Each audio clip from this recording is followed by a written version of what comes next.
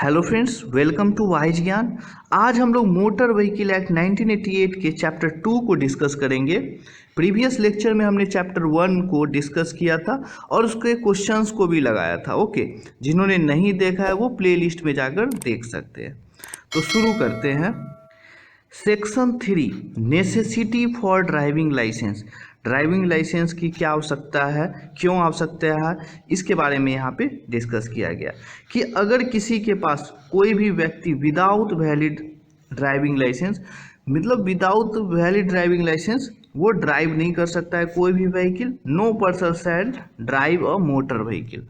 Okay, और जो 2 में बात कही गई है, जो सेंट्रल गवर्नमेंट की जितनी भी गाड़ियां होती है उसको इस रूल से एग्जम्प्ट किया गया, उसके लिए अलग रूल्स है, वो अलग रूल्स अप्लाई होते हैं। ओके, ऐसे जो भी नॉर्मल जो भी मोटर व्हीकल को चलाना चाहते हैं पर्सन, उसके पास एक ड्राइविंग लाइसेंस होना चाहिए, वैलिड ड्राइविंग लाइसेंस। मतलब जिस क्लास के लिए ड्राइविंग लाइसेंस है, आगे हम लोग पढ़ेंगे जिस डिस्क्रिप्शन के लिए है, जो चीज़ के लिए जो चीज़ चलाना है उसके लिए वैलिड ड्राइविंग लाइसेंस ऑथराइज होना चाहिए। Okay, section 4, age limit in connection with driving of motor vehicles. इसमें एज के बारे में बात कही गई है कि ड्राइविंग लाइसेंस में कितने एज होंगे तब उन्हें अप्लाई करना है। ओके, तो पर्सन जो है 18 साल से ऊपर का होगा वही पब्लिक प्लेस में गाड़ी को चला सकता है। जो बिलो 18 ईयर्स है, 18 साल से कम के उम्र के जो भी पर्सन है वो पब्लिक प्लेस में गाड़ी को नहीं चला सकते हैं। लेकिन उसमें एक शर्त है कि इंजन कैपेसिटी अगर 50 सीसी से कम है तो 16 साल से अधिक के उम्र के लोग भी उस गाड़ी को चला सकते हैं जिसका इंजन कैपेसिटी 50 सीसी से कम है। उसके लिए जो भी केयरिंग करेंगे पर्सन उनको राइटिंग में देना होगा, जो लर्नर लाइसेंस का अगर मांग करते हैं। अगर 16 ईयर से किसी का एज कम मतलब ज़्यादा है लेकिन 18 से कम है तो एक जो केयरिंग करते हैं उनको राइटिंग में देना होगा कि हम केयर करेंगे इसको, अगर वो लर्नर लाइसेंस चाहता है तो। नेक्स्ट है subsection 2, no person under the age of 20 years shall drive a transport vehicle in any public place. Means कि ट्रांसपोर्ट व्हीकल के केस में किसी भी जो भी पर्सन चलाना चाहता है गाड़ी तो उसका एज कम से कम 20 ईयर्स होना चाहिए। ओके, अगर कोई एलिजिबल नहीं है लर्नर लाइसेंस के लिए तो उसे ड्राइविंग लाइसेंस या लर्नर लाइसेंस इशू नहीं किया जाएगा। ये बातें यहाँ पे कही गई है। जो नेक्स्ट है हमारा 5, responsibility of owners of motor vehicle for contravention of section 3 and section 4। Okay, means कि ओनर जो है जिसके नाम से गाड़ी बुक है, गाड़ी जिन्होंने लिया है, तो अगर वो सेक्शन 3 और सेक्शन 4 को उनको फॉलो करना है, चाहे वो किसी को गाड़ी देते हैं, मान लेते हैं कि कोई बिलो 16 ईयर्स है, बिलो 18 ईयर्स है, वो उसको गाड़ी दे देते हैं चलाने के लिए, तो उनकी भी रिस्पॉन्सिबिलिटी है ओनर्स को भी इसमें सजा हो सकता है। ये सब बातें जब हम लोग ऑफेंसेस एंड पेनल्टीज पढ़ेंगे तो वहाँ पे डिस्कस करेंगे। तो ओनर की भी रिस्पॉन्सिबिलिटी है कि वो अपने गाड़ी को केयर करे, उनको भी ध्यान में रखना है कि उनकी गाड़ी कोई दूसरे जो भी रूल्स हैं उसके अलग कोई चला तो नहीं रहे, ये बातें कही गई है। Section 6, restriction on the holding of driving licence.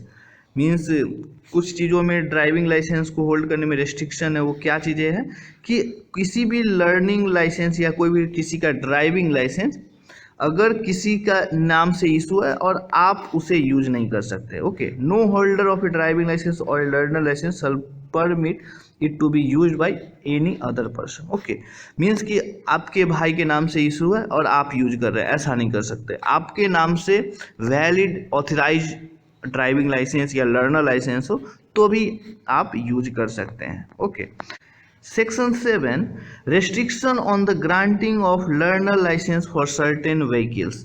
Means कि कुछ व्हीकल के में लर्नर लाइसेंस ग्रांट करने में कुछ रेस्ट्रिक्शन किए गए हैं। क्या चीज़ रेस्ट्रिक्शन है? Okay, no person okay, drive transport मतलब कि कोई भी ट्रांसपोर्ट व्हीकल को का लाइसेंस चाहता है, लर्नर लाइसेंस चाहता है, तो उसे कम से कम लाइट मोटर व्हीकल जो LMV है उसका एक्सपीरियंस होना चाहिए 1 साल का। मतलब कि लाइट मोटर व्हीकल पे उसने 1 साल का उसका ड्राइविंग लाइसेंस होना चाहिए, उस पर वो एक्सपीरियंस्ड होना चाहिए, तभी उसको ट्रांसपोर्ट व्हीकल का लर्नर लाइसेंस इशू होगा। लेकिन उसमें एक केस है कि अगर ट्रांसपोर्ट व्हीकल में मतलब ई-कार्ट और ई रिक्शा पे वो ट्रांसपोर्ट कर रहा है कुछ भी, तो इसको ये अप्लाई नहीं होगा। वो बिलो उसके पास एक्सपीरियंस भी नहीं है तो भी उसे इशू किया जा सकता है। ये बातें यहाँ पे कही गई है। ये सब चीज़ें आपको याद रखना होगा कि ई-कार्ट और ई-रिक्शा में भी वैलिड एटलीस्ट 1 ईयर एक्सपीरियंस होना चाहिए, LMV में तो नहीं होना चाहिए। ये बातें क्वेश्चन में इस तरह से क्वेश्चन को फ्रेम किया जा सकता है। ओके, नेक्स्ट जो हमारा है section 8 grant of learner licence. इसमें लर्नर लाइसेंस को कैसे ग्रांट होगा, क्या क्या रूल्स हैं, वो चीज़ें यहाँ पे डिस्कस है। जो सब सेक्शन 1 है, ए पर्सन क्वालिफाइड मीन्स कि सेक्शन 4 अंडर सेक्शन 4 में हम लोगों ने अभी पढ़ा था एज क्राइटेरिया।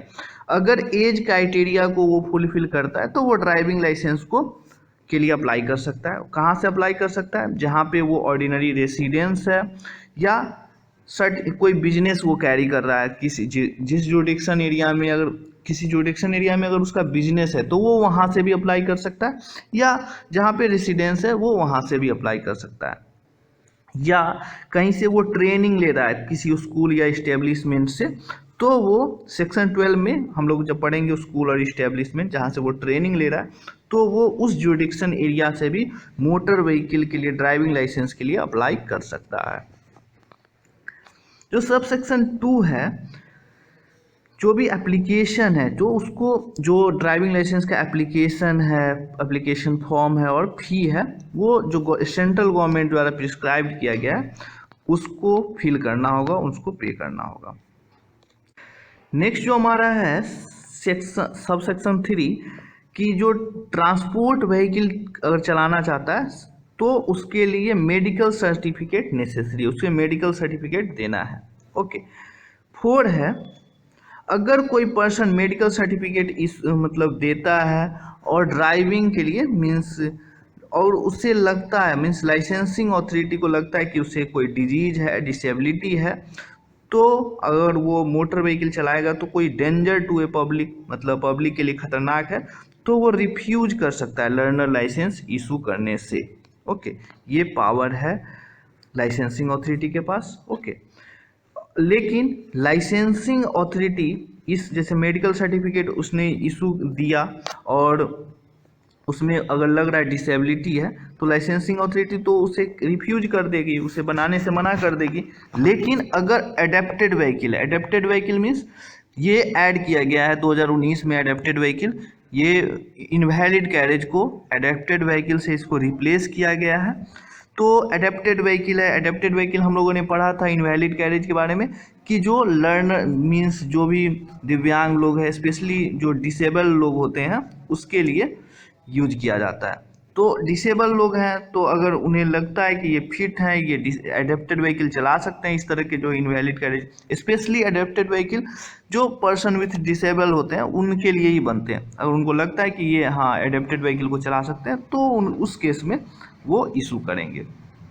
जो 5th है, no learner licence shall be issued any application unless the pass the satisfaction the licensing authority such test. Okay, तो जो सेंट्रल गवर्नमेंट के द्वारा जो टेस्ट होता है उसको पास करना होता है। जो भी लर्नर लाइसेंस को अप्लाई करते हैं उसके वो जो टेस्ट होता है वो पास होंगे तभी जाके उनको लाइसेंस इशू होगा। अगर नहीं पास करते हैं तो उन्हें लाइसेंस इशू नहीं होगा। नेक्स्ट जो हमारा है section 9 grant of driving licence. हम लोगों ने सेक्शन 8 में ग्रांट ऑफ लर्नर लाइसेंस पढ़ा, यहाँ पे ड्राइविंग लाइसेंस है, सेम ही केसेस हैं। जो सब सेक्शन 1 है इसमें जैसे कोई भी क्वालिफाई है अगर ड्राइविंग लाइसेंस के लिए तो वो कहाँ से अप्लाई कर सकता है? सेम जैसे वहाँ पे अप्लाई करते थे, ऑर्डिनरी रेसिडेंस है या उनका बिजनेस कहीं से रन हो रहा है जिस जुडिक्शन एरिया से, वो वहाँ से अप्लाई कर सकते हैं, या ऐसा इस्टेब्लिशमेंट से जहाँ से वो अपना मतलब टेस्ट वो ड्राइविंग सीख रहे हैं तो उस जुडिक्शन एरिया से भी वो अप्लाई कर सकते हैं। जो सब सेक्शन 2 है उनको प्रिस्क्राइब्ड फॉर्म में और फी में अप्लाई करना होगा ड्राइविंग लाइसेंस के लिए। जो सब सेक्शन 3 है, जो सेंट्रल गवर्नमेंट के द्वारा प्रिस्क्राइब्ड टेस्ट होते हैं उन्हें वो पास करना होगा। और हाँ, जितने भी जैसे कौन कौन से चीज़ों पे रूल्स बनाने का पावर सेंट्रल गवर्नमेंट का है, कौन कौन से चीज़ों पे स्टेट गवर्नमेंट का है, वो हम लोग आगे पढ़ेंगे तो आपको समझ में आएगा कि क्या है, मतलब ये क्यों सेंट्रल गवर्नमेंट का प्रिस्क्राइब्ड टेस्ट बोल रहा है। क्योंकि सेंट्रल गवर्नमेंट के पास पावर है इस तरह के टेस्ट का जो भी फॉर्मेट है उनको बनाने का। इस टेस्ट में एक कंडीशन दिया हुआ कि अगर उसने कोई टेस्ट पहले से पास किया हुआ तो expiry of that licence and date of application do not exceed 5 years. तो अगर किसी ने लाइसेंस पहले से प्राप्त किया हुआ है और वो फिर से रिन्यू करवाता है या कुछ भी इस तरह से, तो वो 5 साल एक्सपायरी ऑफ लाइसेंस के 5 साल के अंदर वो करवाता है तो उसे कोई भी टेस्ट देने की ज़रूरत नहीं है, वो डायरेक्ट उनको मिल जाएगा। जो पॉइंट 2 है कि अगर कोई आउटसाइड इंडिया में गाड़ी को चला रहा होता है और फिर से वो इंडिया में आकर वो अपने लाइसेंस को बनवाना चाहता है यहाँ से, तो अगर वो वहाँ पे मान लेते LMV में उसके पास एक्सपीरियंस है आउटसाइड इंडिया और वो यहाँ पे ही LMV में ही अप्लाई करता है, तो उस केस में भी एप्लीकेंट को टेस्ट देने की कोई ज़रूरत नहीं है। जो सब सेक्शन 4 है कि जो लाइसेंस है ट्रांसपोर्ट व्हीकल के केस में, तो ट्रांसपोर्ट व्हीकल के केस में अगर कोई अप्लाई करना चाहता है लाइसेंस के लिए तो उसके पास ड्राइविंग सर्टिफिकेट इशूड होना चाहिए स्कूल या इस्टेब्लिशमेंट से, मतलब कि उसने स्कूल या इस्टेब्लिशमेंट से ड्राइविंग सीखा हो ट्रांसपोर्ट व्हीकल के केस में तो वो अप्लाई कर सकता है, तभी कंसिडरेशन होगा इस केस में।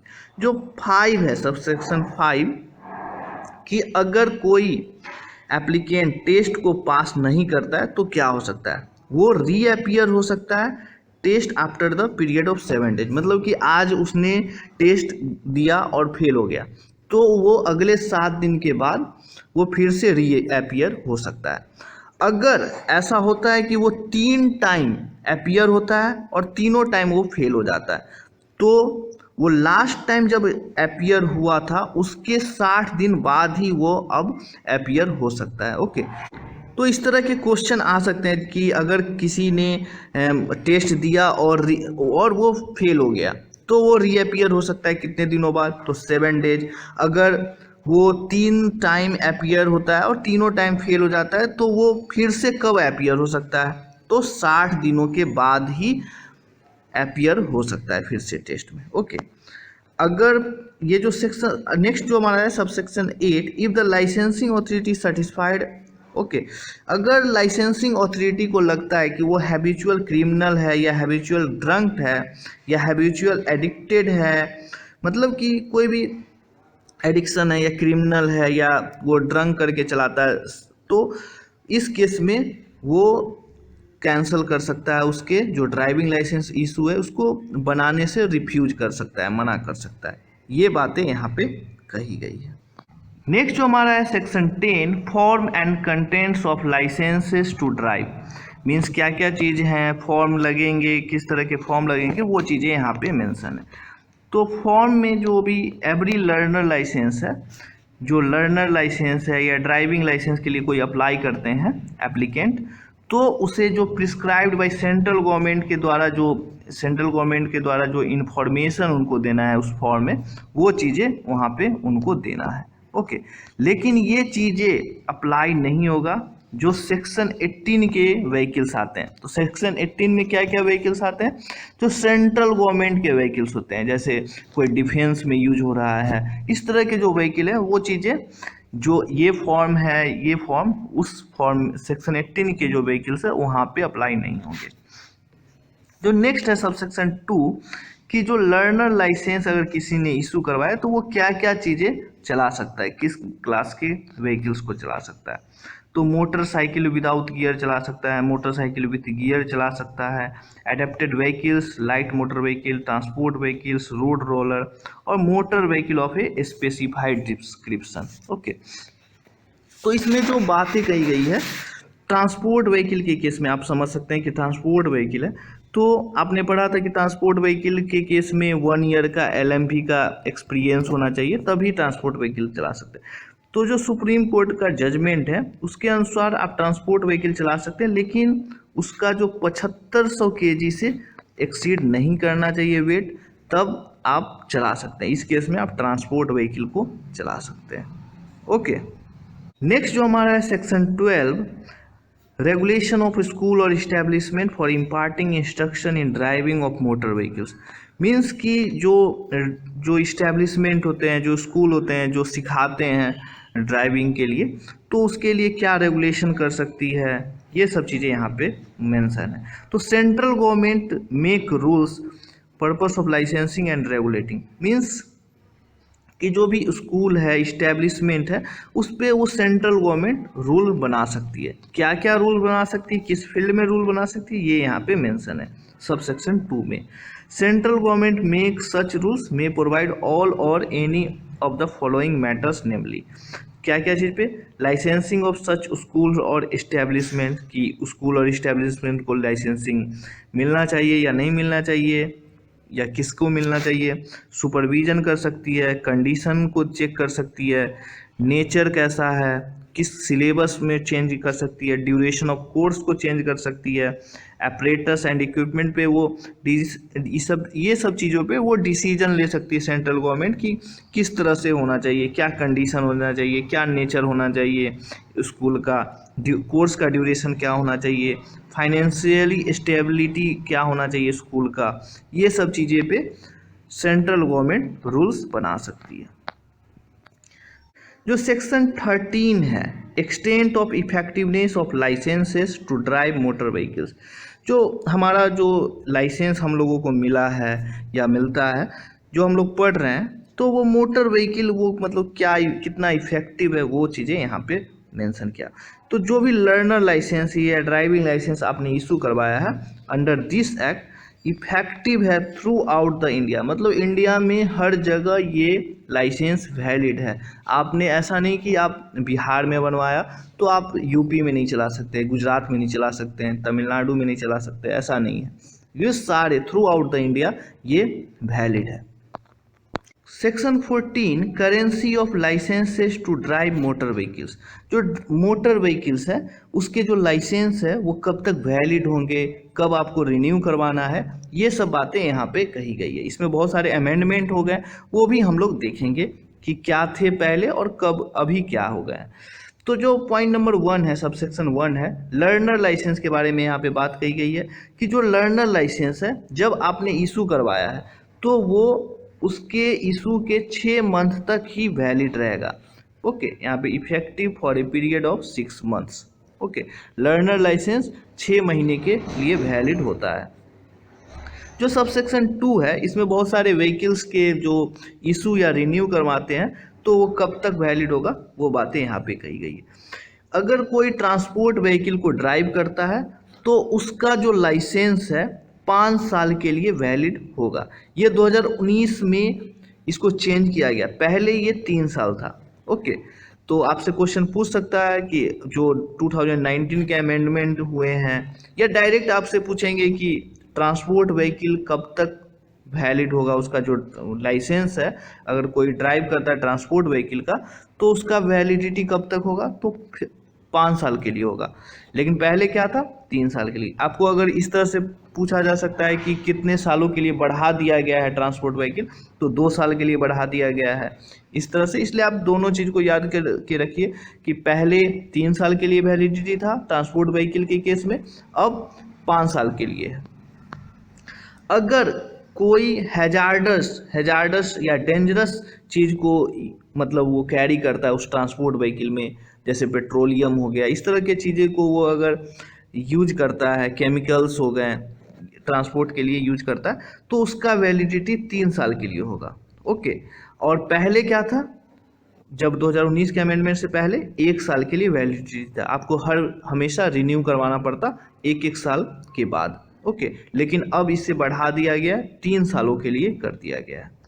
नेक्स्ट है पॉइंट बी है, इसमें जो भी ड्राइविंग लाइसेंस, जो भी ट्रांसपोर्ट व्हीकल या लर्नर लाइसेंस है, उसको छोड़कर जितने भी लाइसेंसेस होते हैं उसके बारे में बात कही गई है कि उसका इशू कब होगा, कब रिन्यू होगा, कब तक वैलिडिटी रहेगा उसके, ये चीज़ें यहाँ पे कही गई।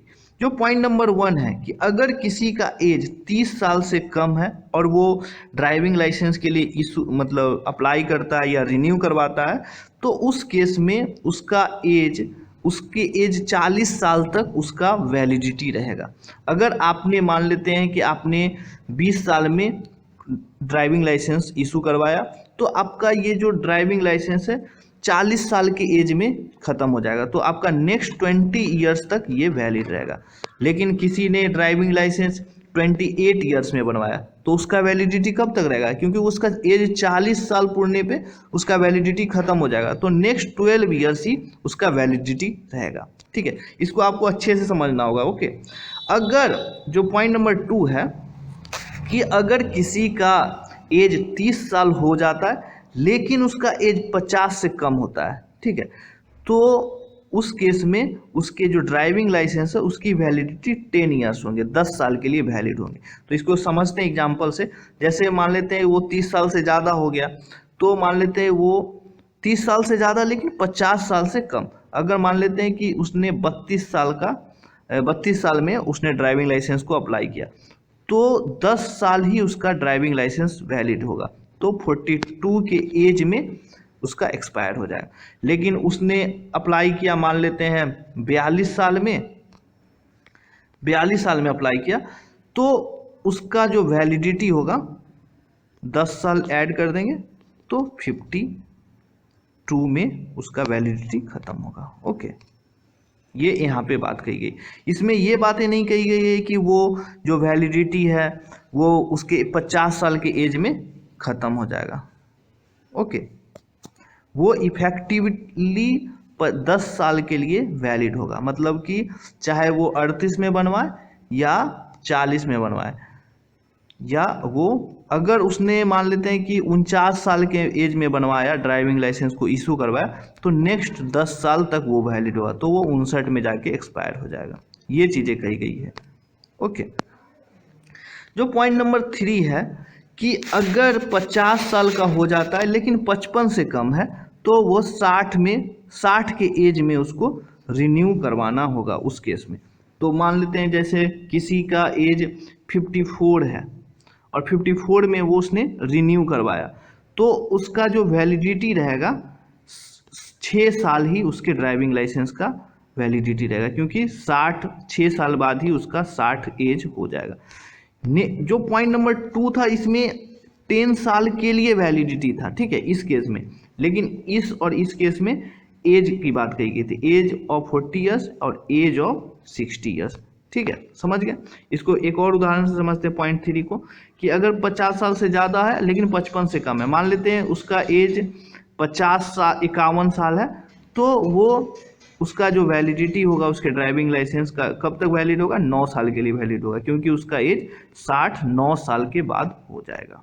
ठीक है, जो नेक्स्ट है हमारा पॉइंट नंबर 4, इसमें क्या कहता है कि वो अगर कोई पर्सन 55 साल का हो जाता है तो उसका जो ड्राइविंग लाइसेंस है हर 5-5 साल में उसे रिन्यू करवाना होगा। ठीक है, मान लेते हैं कि किसी का 56 साल में बनवाए, तो वो नेक्स्ट 5 साल बाद मतलब 61 के एज में फिर से उसको रिन्यू करवाना होगा, फिर उसके 5 साल ऐड कर देते हैं, तो इस तरह से 66 में फिर उसे रिन्यू करवाना होगा।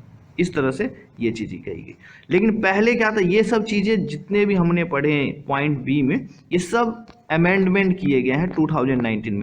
और पहले क्या थे, पहले के बारे में समझ लेते हैं।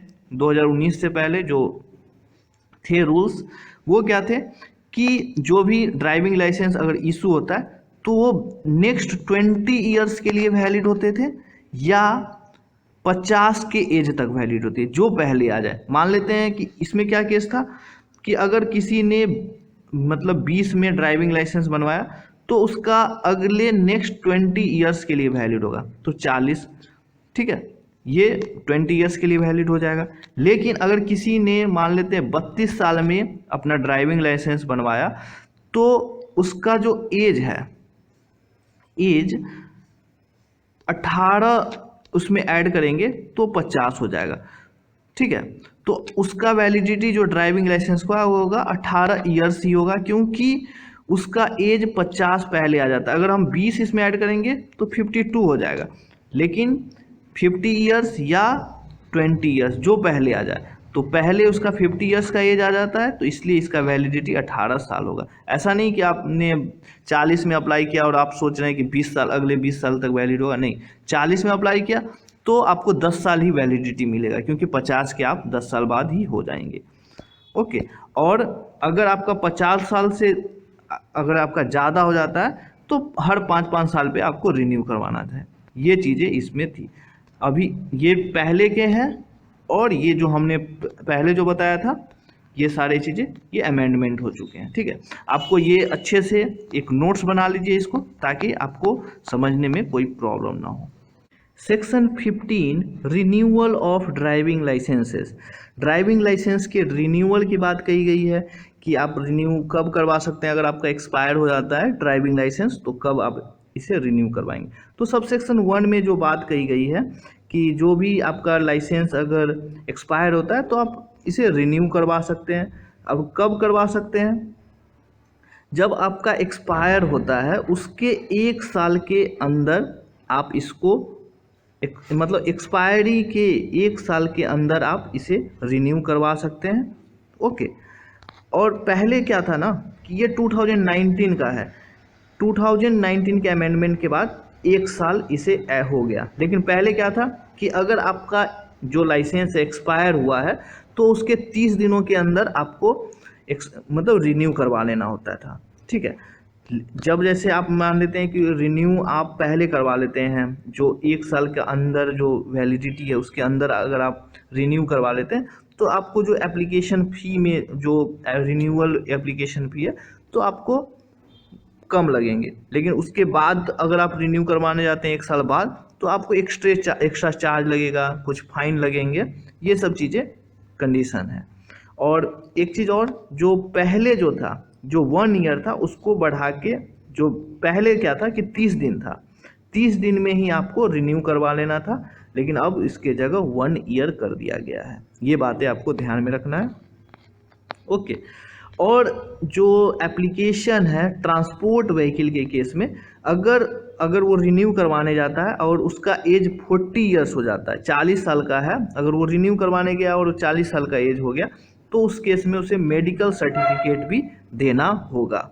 ओके, जो पॉइंट नंबर 6 है कि जो लाइसेंसिंग अथॉरिटी रिन्यू करवा रही है और जो उससे पहले जो करवाई थी, जो मान लेते कि मैंने लाइसेंस लिया था किसी और जुडिक्शन से और रिन्यू करवा रहा हूँ किसी और जुडिक्शन से, मेरा एड्रेस चेंज हो गया है मे बी, तो इस केस में लाइसेंसिंग अथॉरिटी इंटीमेट करेगी, सूचना देगी जो लाइसेंसिंग अथॉरिटी थी जिसने पहले ओरिजिनल बनाए थे।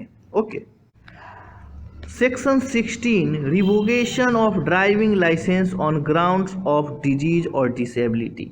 मीन्स कि अगर कोई डिजीज डिसेबिलिटी है तो ड्राइविंग लाइसेंस को रिवोक किया जा सकता है, रद्द किया जा सकता है। ये बातें कही गई है कि अगर लाइसेंसिंग अथॉरिटी को लगता है कि वो ड्राइव नहीं कर सकता है मोटर व्हीकल को अच्छे से, और उसका मतलब कोई डिसेबल हो गया है, डिजीज हो गया है, तो इस केस में जो अथॉरिटी है उसके ड्राइविंग लाइसेंस को रिवोक कर सकती है। ये बातें यहाँ पे कही गई है, ये पावर दिया गया है ड्राइविंग जो लाइसेंसिंग अथॉरिटी है उनको।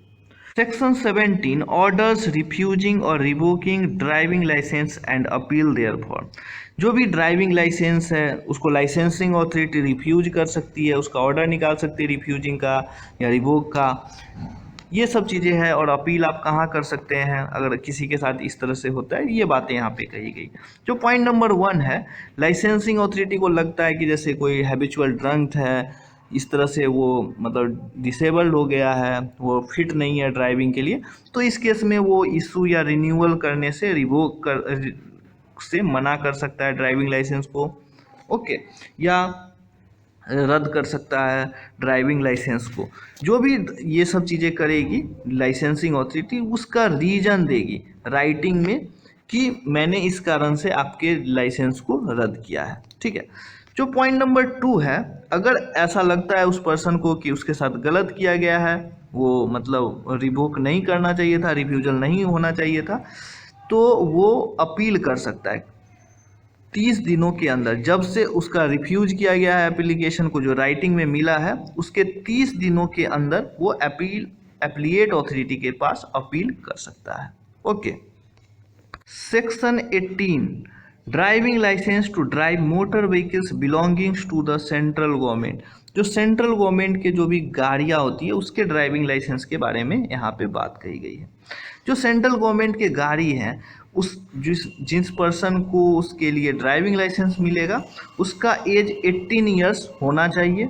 ओके, ये बातें यहाँ पे की गई है। और जो गवर्नमेंट के पर्पस से जो डिफेंस के गाड़ी होते हैं, ये सब चीज़ें वहाँ पे मेंशन थी। तो जो डिफेंस के गाड़ी है सेंट्रल गवर्नमेंट के, तो ये सब चीज़ों के लिए जो पर्सन को मिलेगा मतलब ड्राइविंग लाइसेंस, उसका एज 18 ईयर्स होना चाहिए। और जो लाइसेंस मिला जिस मतलब पर्सन को, जिस क्लास के लिए, जिस व्हीकल्स के लिए, मतलब लाइट LMV के लिए, या जो जिस डिस्क्रिप्शन के गाड़ी के लिए उनको सेंट्रल गवर्नमेंट ने लाइसेंस दिया है, तो वो उसी क्लास के व्हीकल्स को चलाने के लिए हकदार है। और जिस पीरियड के लिए मिला है, ऐसा नहीं कि आपको 1 मंथ के लिए मिला है और आप 3 मंथ तक उसको यूज कर रहे हैं, और ऐसा भी नहीं कि आप उस सेंट्रल गवर्नमेंट जो आपको लाइसेंस दी है आप उसका यूज करके आप अपने पर्सनल गाड़ी को चला रहे हैं। ये सब भी चीज़ें मेंशन थी, जो इम्पोर्टेंट था मैंने यहाँ पे डिस्कस किया है। ओके।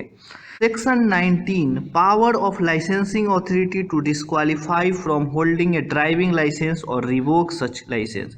मीन्स कि लाइसेंसिंग अथॉरिटी के पास पावर है, यहाँ पे लाइसेंसिंग अथॉरिटी के पावर के बारे में बात कही गई है कि वो डिस्क्वालीफाई कर सकती है, रिवोक कर सकती है ऐसे लाइसेंस को जिसके बारे में अगर लाइसेंसिंग अथॉरिटी सुनी है कि हैबिचुअल क्रिमिनल है, या ड्रंक करके वो गाड़ी चलाता है, या डेंजर टू द पब्लिक है। मीन्स अगर वो ड्राइव करता है, drive danger to the public, इस तरह से कि जो खतरनाक है पब्लिक के लिए, तो इस केस में भी वो रिवोक कर सकती है किसी के ड्राइविंग लाइसेंस को। अगर 18 ईयर से कम, हम लोगों ने जब पीछे पढ़ा था कि अगर जिसका एज 18 ईयर से कम हो और 16 ईयर से 16 ईयर से ज़्यादा हो, तो उस केस में जो केयर कर रहे पर्सन उसको राइटिंग में देना है। अगर वो बोल रहा है कि अब नहीं, हम नहीं केयर कर रहे, तो इस केस में भी उसके ड्राइविंग लाइसेंस को रिवोक कर दिया जाएगा।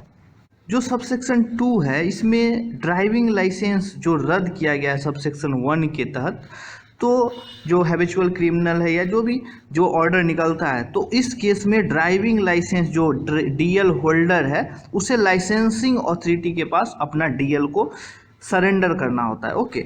और जो DL है, उस DL को ड्राइविंग जो अथॉरिटी है वो अपने पास तब तक रखती है जब तक कि उसका डिस्क्वालिफिकेशन रिमूव नहीं हो जाता है। Okay.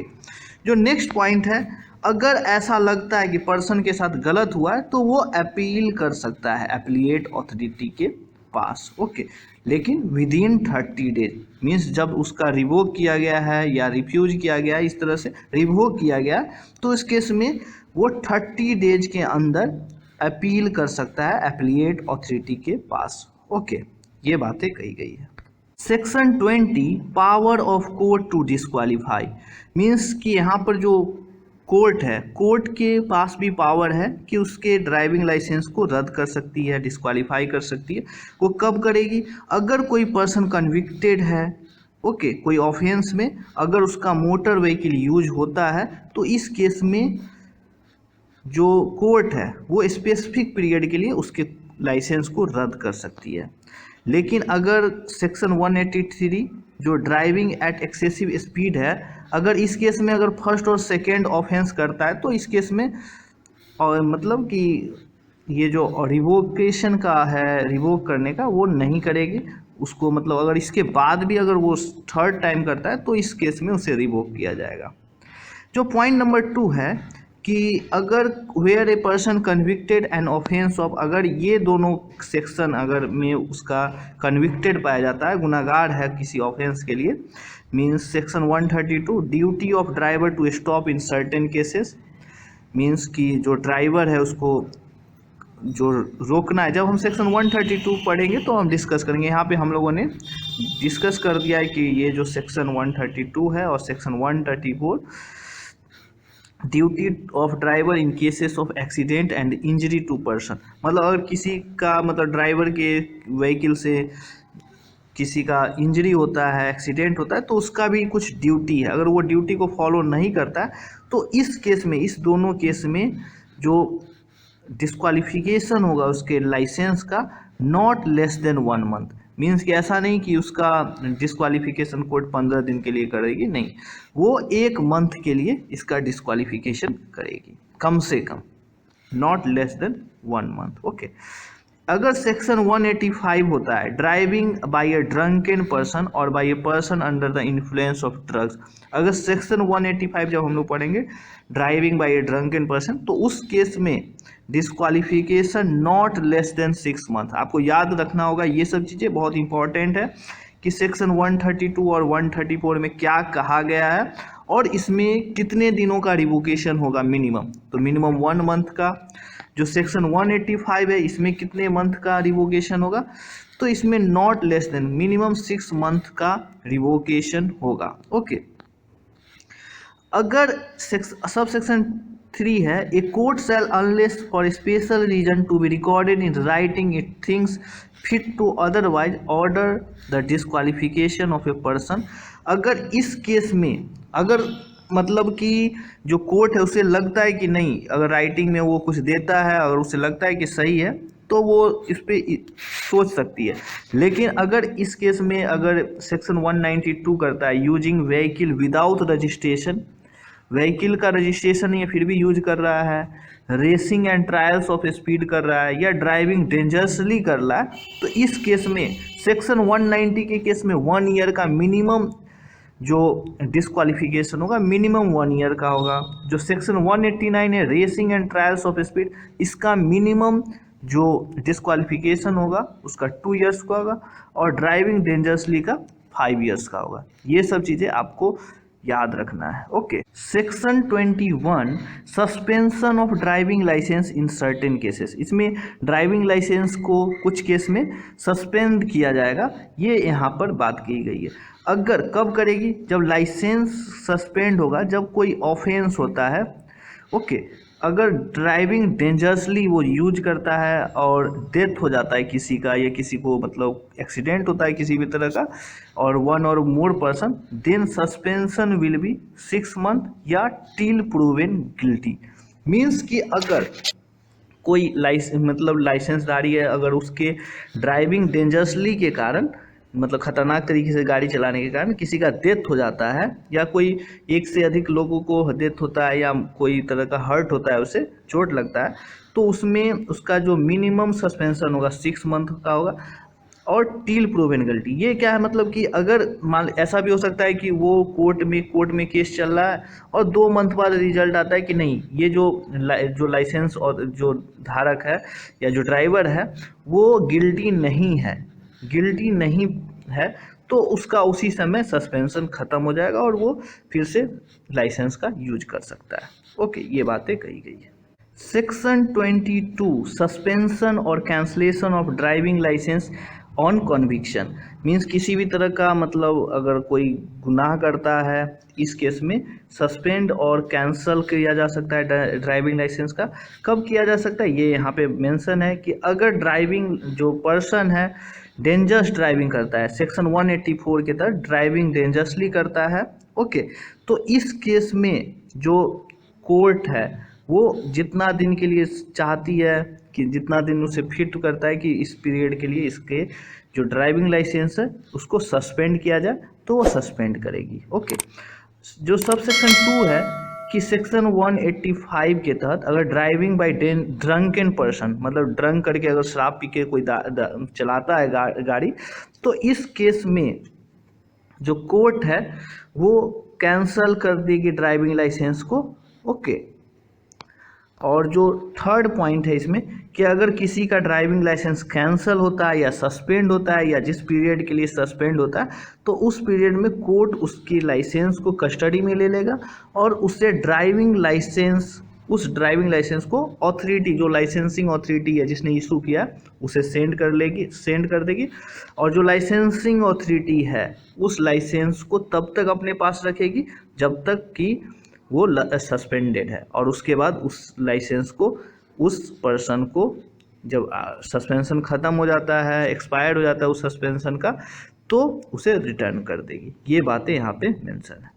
Okay, section 23 effect of disqualification order, जो डिस्क्वालीफाई किया गया है ऑर्डर, मतलब डिस्क्वालिफिकेशन ऑर्डर निकला है, उसका क्या इफेक्ट है, ये सब बातें यहाँ पे बहुत सारी पॉइंट थे जो इम्पोर्टेंट है, उसे मैंने यहाँ पे डिस्कस किया कि अगर कोई पर्सन का जो ड्राइविंग लाइसेंस है कोर्ट डिस्क्वालीफाई कर देती है, तो उस केस में जो ऑर्डर निकलता है डिस्क्वालिफिकेशन ऑर्डर, उसके 6 मंथ के बाद वो उसके ऑर्डर पे फिर से सुनवाई करने के लिए अपील कर सकता है कि हमारे जो डिस्क्वालिफिकेशन उसको रिमूव कर दिया जाए। इसके लिए वो 6 मंथ के बाद वो उसे अपील कर सकता है, लेकिन उसमें अगर कोर्ट उसे रिफ्यूज कर सकती है या कैंसिल कर सकती है अगर उसे लगता है, ठीक है। अगर इस केस में अगर सेकेंड एप्लीकेशन अगर वो देना चाहता है फिर से, तो फिर से जो ऑर्डर जिस दिन वो रिफ्यूज कर दिया गया, उसके जो एप्लीकेशन दिए गए हैं कि हाँ मेरा जो डिस्क्वालिफिकेशन ऑर्डर है उसको ख़त्म कर दिया जाए, हमें ड्राइविंग लाइसेंस हमें यूज करने के लिए मतलब अनुमति दिया जाए, अगर वो नहीं होता है, उसको रिफ्यूज करता है, तो उसके रिफ्यूजल के बाद फिर से अगर वो चाहता है कि वो अप्लाई करे, तो expiry of period of 3 months from the date of such refusal, means जिस दिन रिफ्यूज हुआ उसके फिर 3 महीने बाद ही वो फिर से अप्लाई कर सकता है रिफ्यूजल के लिए, ड्राइविंग मतलब डिस्क्वालिफिकेशन ऑर्डर को ख़त्म करने के लिए। ठीक है, मतलब आप समझ रहे हैं ना कि किसी का ड्राइविंग लाइसेंस आज के डेट में ख़त्म हो, मतलब डिस्क्वालीफाई कर दिया गया, एक ऑर्डर निकला है कि आपका डिस्क्वालिफिकेशन कर, आपके लाइसेंस का डिस्क्वालिफिकेशन कर दिया जा रहा है, तो उस डिस्क्वालिफिकेशन ऑर्डर के 6 मंथ बाद ही वो अप्लाई कर सकता है कि हाँ मेरे पे फिर से सुनवाई किया जाए और इस डिस्क्वालिफिकेशन ऑर्डर को ख़त्म करके हम ताकि हम यूज कर सके, तो वो 6 मंथ बाद अप्लाई कर सकता है। अगर 6 मंथ बाद भी उस ड्राइविंग लाइसेंस जो ऑर्डर है उसको रिफ्यूज कर दिया, जो मतलब जिसने एप्लीकेशन दिया है उसको रिफ्यूज कर देती है अगर अथॉरिटी, तो फिर उसको 3 मंथ बाद फिर से अगर वो अप्लाई करना चाहता है तो 3 मंथ बाद अप्लाई करेगा। ओके, नेक्स्ट जो हमारा है section 26 maintenance of state registers of driving licence. जो स्टेट रजिस्टर मतलब ड्राइविंग लाइसेंस का जो भी ब्यौरा है उसको मेंटेन करना है, जिसका नाम है state registers of driving licence. उसमें जो सब सेक्शन 1 है इसमें जो बात कही गई है कि स्टेट गवर्नमेंट को, सारे स्टेट गवर्नमेंट को जो सेंट्रल गवर्नमेंट के द्वारा जो प्रिस्क्राइब्ड जो रजिस्टर है जो कि known as a the state register of driving licence को मेंटेन करना है।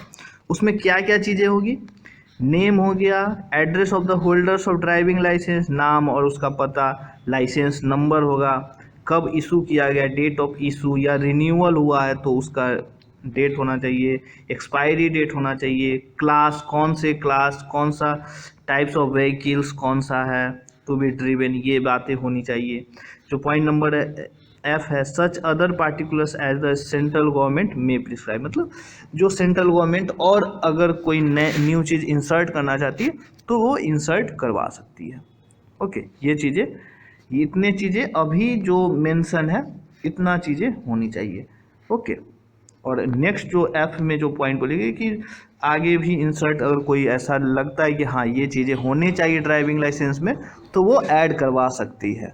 सबसेक्शन 2 है, इसमें सेंट्रल गवर्नमेंट को अगर कभी ज़रूरत पड़ती है या स्पेसिफाई है कि टाइम टू टाइम आपको देना है, तो इस केस में सारे जो प्रत्येक स्टेट गवर्नमेंट को जो कॉपी है जो ये मेंटेन किए हैं ड्राइविंग लाइसेंस स्टेट रजिस्टर, तो उसको एक प्रिंटेड कॉपी में वो सेंट्रल गवर्नमेंट को देना है। ओके, जो नेक्स्ट हमारा state registered driving licence shall be maintain in such manner as may be prescribed by the state government, means कि सेंट्रल गवर्नमेंट तो एक प्रिस्क्राइब कर दी कि हाँ इस तरह से आपको बनाना है, ये चीज़ें मेंशन होना चाहिए, लेकिन कुछ स्टेट गवर्नमेंट क्या होती है कि हाँ इसमें हमें ये चीज़ें भी एक्स्ट्रा हम ले रहे हैं या इसके जगह हम ये ले रहे हैं, इस तरह से ये फॉर्म ले रहे हैं, या एड्रेस प्रूफ में हम ड्राइविंग ये ले रहे हैं, मतलब आधार कार्ड ले रहे हैं, कोई वोटर आईडी को मैंडेटरी किए हुए। तो इस तरह से अगर ये चीज़ें भी है तो स्टेट गवर्नमेंट जो प्रिस्क्राइब की हुई है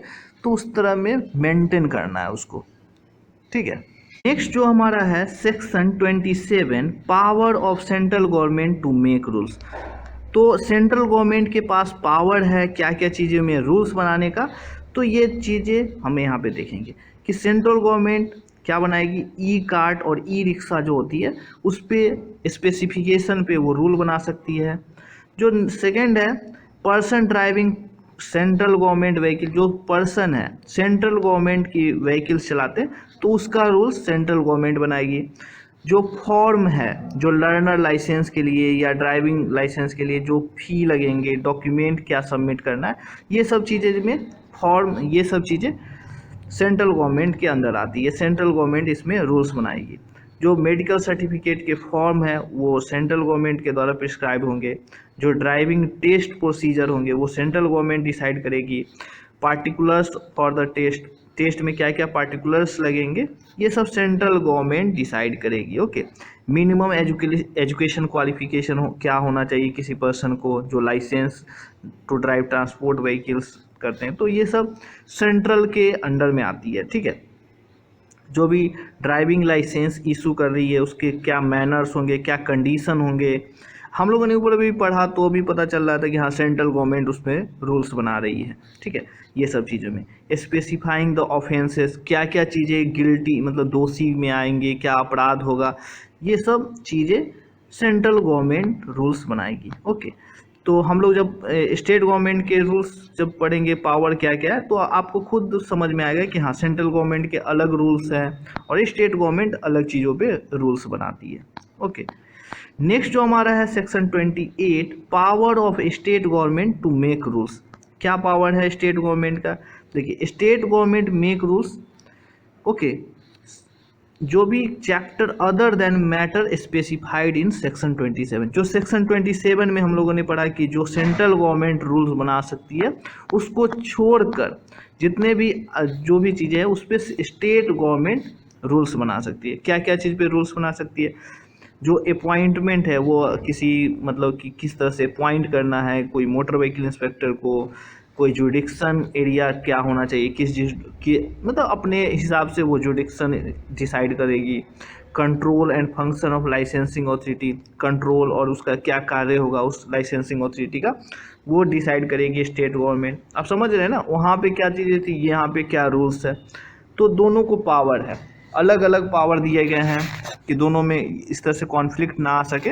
ये चीज़ें कोई भी अपील के बारे में ही जो भी कंडक्ट करेंगे अपील वो सब के बारे में, ये उसके कितने फ़ी लगेंगे, ओके, ये चीज़ें जो अपील के फ़ी लगेंगे वो डिसाइड करेगी स्टेट गवर्नमेंट। ओके, जो लेकिन ऐसा है provided that no fee so fixed shall exceed 25 rupees, means कि जो अपील करने जा रहा है उसका जो फ़ी है 25 रुपीज़ से एक्सीड नहीं होना चाहिए, ज़्यादा नहीं होना चाहिए। कोई भी स्टेट गवर्नमेंट अपील के लिए 25 रुपये से ज़्यादा नहीं कर सकती है।